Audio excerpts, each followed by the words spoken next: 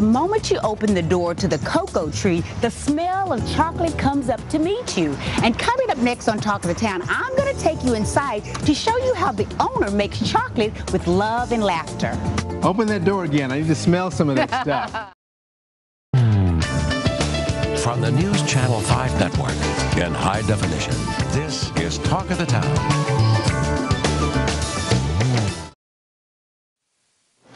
You know, I feel like I've died and gone to chocolate heaven because I am surrounded by mounds and mounds of some of the most decadent, flavorful chocolate. It's all created right here at the cocoa tree. And I'd love for you to meet the owner. This is Bethany Thouin. She is an artisan chocolatier. Yes. Hi, Bethany. How are you? I tell you, the moment I walked in your store, I loved it. It's wonderful. You handcraft chocolates, and you're inspired by friends, and you name them after some of your chocolates. Yeah. We've got some of them on display here. Yes. Let's talk a little bit about your thought process and how did you come up with the idea of naming your chocolates after your friends?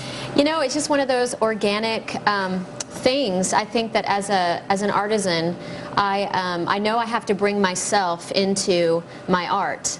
And I consider chocolate my art. Yeah. And so my friends are a very big part of my life, and I feel like that I would not be the woman that I am without the friendships that I have. And so I take it very seriously. And so just one day I was just thinking about, you know, how could I do that, and created a truffle for one of my friends, and it just kind of took off from there. So, well, this is definitely art. This is not any of your typical chocolates that you would see anywhere else. You make these, you put a lot of love and thought into it.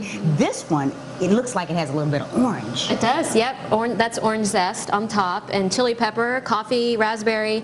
And for instance, if, like, this is Renee, my friend Renee. She's very spicy and just one of those people that you just feel, she just warms you up, you know, and so I thought that the chili pepper would be perfect, but she also has a really sweet side, you know, and so I used milk chocolate with the chili pepper. So all of them have a little story like that. And you put a lot of those stories into your book. It's called Chocolate Covered Friendships. This is a great book. I so enjoyed reading your description of some of your friends and how they relate to chocolate is just amazing. I'm a lucky woman. Yes, you are. Well, you're going to let me have the opportunity to see how you create some of your fabulous chocolates, and you're going to let me go in the kitchen. Yes, now I have a surprise for you.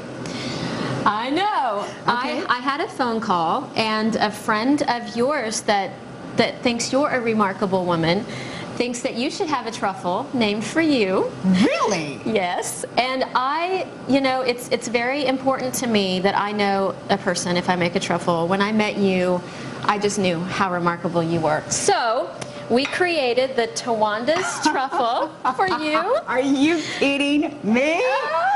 So it's very dark chocolate, and I know, because I see your beauty, that you are a beautiful, remarkable woman. But we're going to call it the Tawanda's truffle, the one that's remarkable, based on your friend, and the beauty of the flower on top is just how beautiful you are. So. Oh my goodness, this is a total surprise to me. Bethany, thank you so much. I love it. I have my own truffle. This is a job I think I want in my next life. To get to play around with chocolate must be incredible. Wonderful. Tell me about what it is you're creating right now. Well, she's doing, I think, the balsamic raspberry truffle, and it's just a very, very dark, it's a 72% chocolate. I use several different varieties of chocolate in my truffles. It's kind of like a painter has a palette of colors. I have a palette of chocolate available, so it's really fun. Now this one in the front here, this is you created for your mother. Yes, yes. I put this here because Mother's Day is coming up. Yeah. I thought I could give a plug to my mom. Happy Mother's Day. It's called the Deborah's, the one that stands out in the crowd.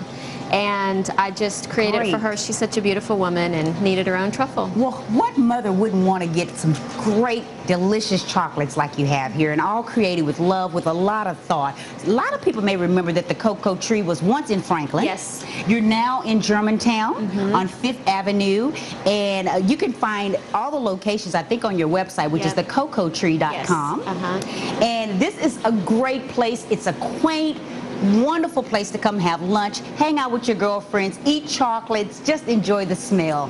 Thank you so much for my truffle, and thank you for letting us come. Oh, my pleasure. You know what's funny? Tawanda hasn't eaten her truffle yet. She hasn't even tasted it. She says it's too pretty to eat. Isn't that funny?